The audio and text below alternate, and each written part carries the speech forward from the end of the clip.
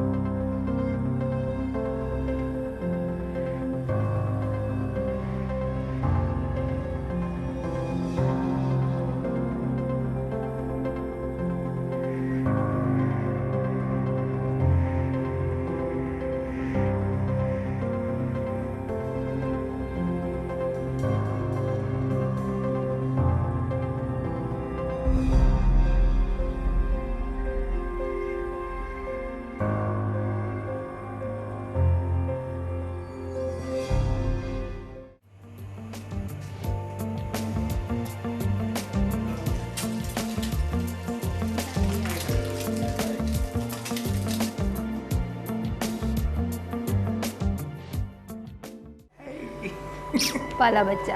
हाँ।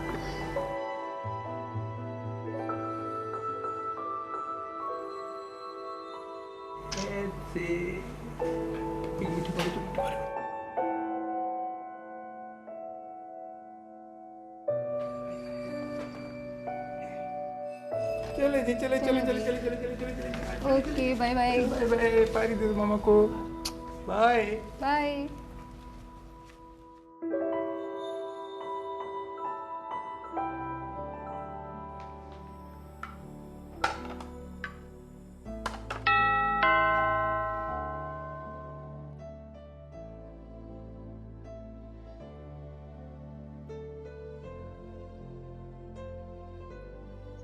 आइए आइए, खुशामदीद। आइए ना, आ जाइए।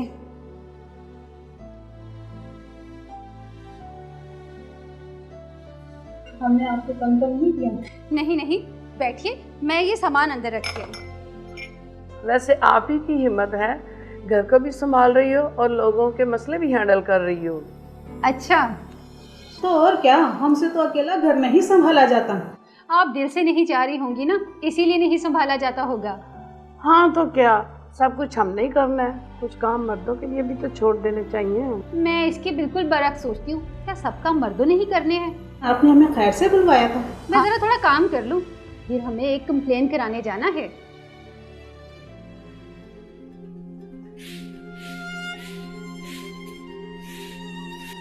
अम्मा खाना दो।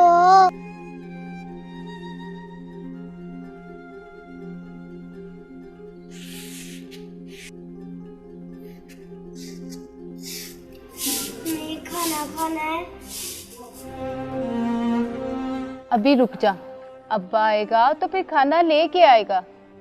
मुझे भूख लगी है। अब्बा गया है ना, वो काम करेगा, फिर मेरे बेटे के लिए ढेर सारा खाना लेके आएगा। अब्बा तो कल भी गया था, कल भी कुछ नहीं लेकर आया। चल अल्लाह मियाँ से दुआ कर, बोल अल्लाह मियाँ जी, अल्लाह मियाँ जी, मेरे अब्बा को काम दिला दो। मेरे अब्बा को काम दिला दो। शाबाश, चल अब तू जाके बाहर खेल, तब तक तेरा अब्बा भी आ जाएगा।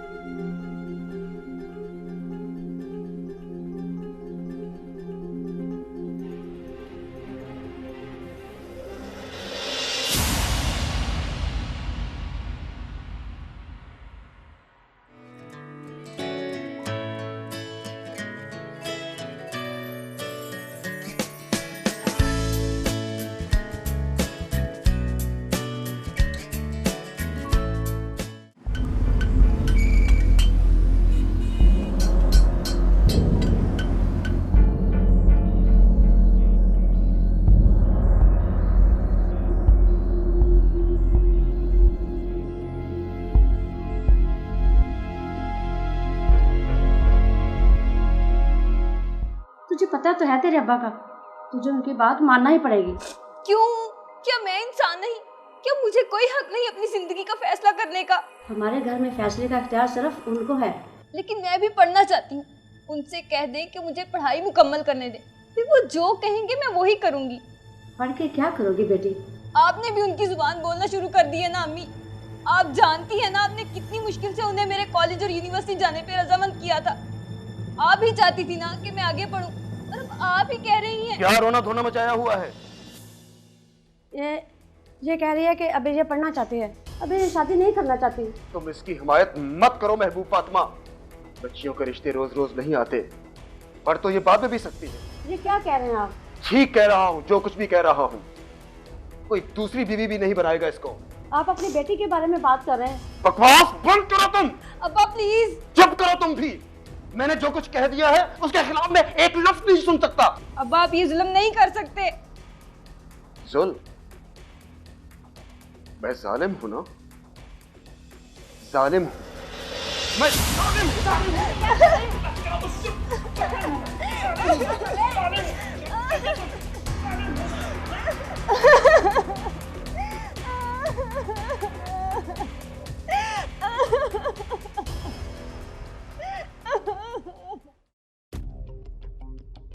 पंचायत में हमें पसंद की शादी करने की वजह से कारोकारी करने का हुक्म दे दिया है, इसीलिए हम भाग के यहाँ आ गए हैं। तुमने किसी को बताया तो नहीं कि तुम यहाँ आ रहे हो? देख यार, अगर तुझे कोई मसला है तो हम यहाँ से चले जाते हैं। देख, मुझे कोई मसला नहीं है। मुझे डर है कि वो लोग तुम्हें ढूंढते हुए यहाँ तक ना आ जाए। तुम 1-2 दिन यहाँ गुजार लो, मैं तुम्हारा कहीं और इंतज़ाम कर देता हूँ। तुम्हारा मेरे साथ रहना ठीक नहीं।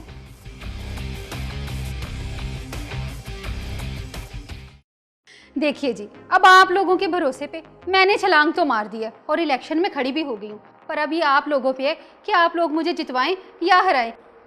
आपको इलेक्शन लड़ने की क्या ज़रूरत है? भाई घर बैठे हैं, घर संभालें, ये काम आपका नहीं है। क्यों?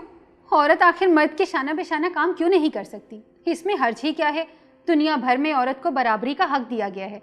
और आप खुद ही बताइए कि वो मुल्क कैसे तरक्की कर सकता है जिसकी 52% आबादी का सियासी अमल में किरदार ही ना हो। और मैडम, आप इलेक्शन इसलिए लड़ रही हैं क्योंकि आपके शौहर ने आपको इजाज़त दी है।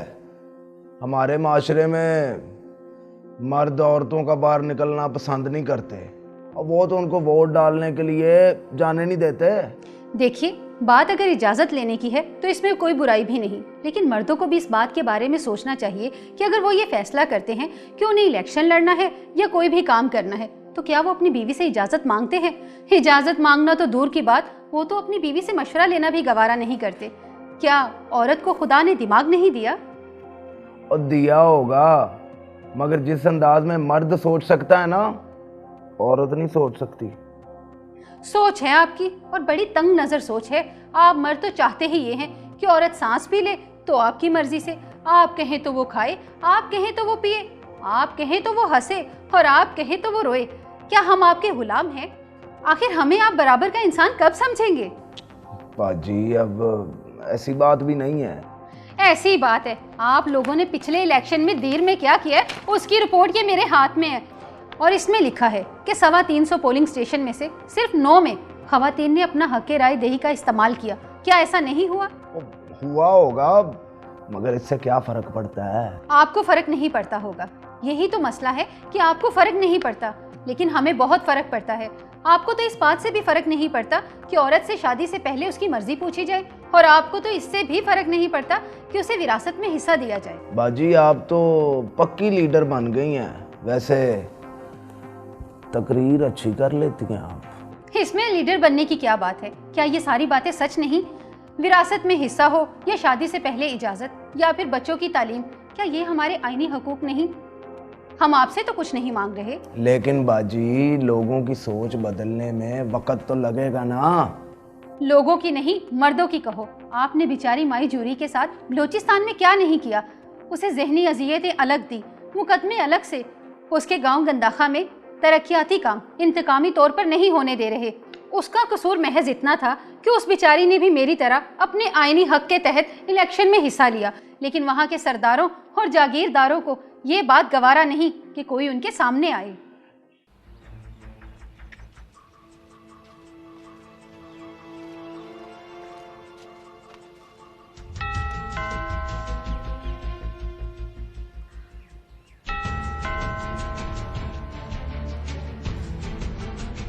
अस्सलामुअलैकुम। हाँ, क्या काम है? आपके घर में 5 साल से कम उम्र का बच्चा है? क्यों, तुमने क्या करना है? जी वो पोलियो के कतरे पिलाने हैं। चलो निकलो यहाँ से, पोलियो के कतरे पिलाने हैं। और तुम तो यहूदियों के एजेंट हो और हमारी कौम को तबाह करना चाहते हो। ये क्या कह रहे हैं आप? दफा हो यहाँ से। ये क्या बदतमीजी कर रहे हैं आप? धक्का क्यों दे रहे हैं? हम तो पोलियो की वैक्सीनेशन करने वाले, आप पता नहीं क्या बोले जा रहे हैं। हम तो हुकूमत की तरफ से आए हैं। और जहाँ से मर्जी आए हो, दफा हो जाओ यहाँ से, निकलो।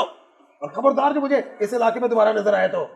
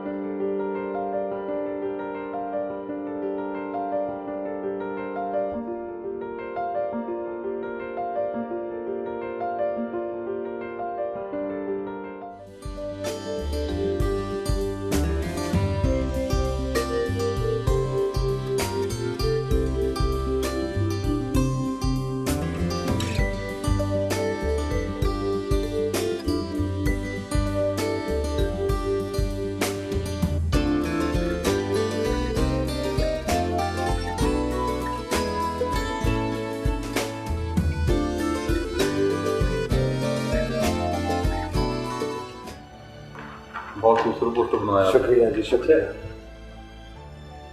ये बहुत बड़ी बात है कि जमीलाबाद जी ने इलेक्शन में हिस्सा लिया। हमें उन लोगों की सोच ही को तो बदलना है जो ये सब नहीं चाहते। Women. According to Human Rights Commission of Pakistan, in 2014, 597 women and girls were gang raped, 828 raped, 36 stripped in public, 923 women and 82 minor girls, including 21 in Gilgit-Baltistan, fell victim to honor killings. 7 women died in acid attacks on 92 women and 13 minors. 60 women expired in other incidents like cylinder blast, stove burning and setting on fire. World Health Organization in its July 17, 2014 report recorded 950,000 persons displaced due to the North Waziristan war, out of which 73% were women and children. Punjab Commission on the Status of Women was established to work for the empowerment and socio-economic development of women and elimination of all forms of discrimination against them. In Sindh, the legally valid age for marriage for girls was raised to 18 years through an amendment to the Restraint of Child Marriage Act 1929. Balochistan criminalized domestic violence by passing the Domestic Violence Prevention and Protection Bill 2014 in June 2014. Children. Pakistan failed to achieve MDG 4 target of reducing under 5 mortality to 52 per 1,000 live births in 2015. 650 children lost their lives during the year due to drought, malnutrition, and lack of maternal care in Tarparkar, Sindh. Sindh was the first province of Pakistan to approve a bill on prohibition of child marriage. According to HRCP monitoring, 120 children, including 27 girl children, faced corporal punishment during the year. Pakistan ranked 6th on Global Slavery Index 2014, where child labor was most prevalent. According to available data, 1,126 juveniles were incarcerated across prisons in the country, including Punjab 764, Sindh 313, and Gilgit-Baltistan 3. Labor. The Privatization Commission announced plans to privatize 9 entities, which sparked countrywide protests by workers. Punjab and Sindh governments raised the minimum wages for unskilled workers to Rs 12,000 a month, the Khyber Pakhtunkhwa government to 15,000 and Balochistan government to 10,000.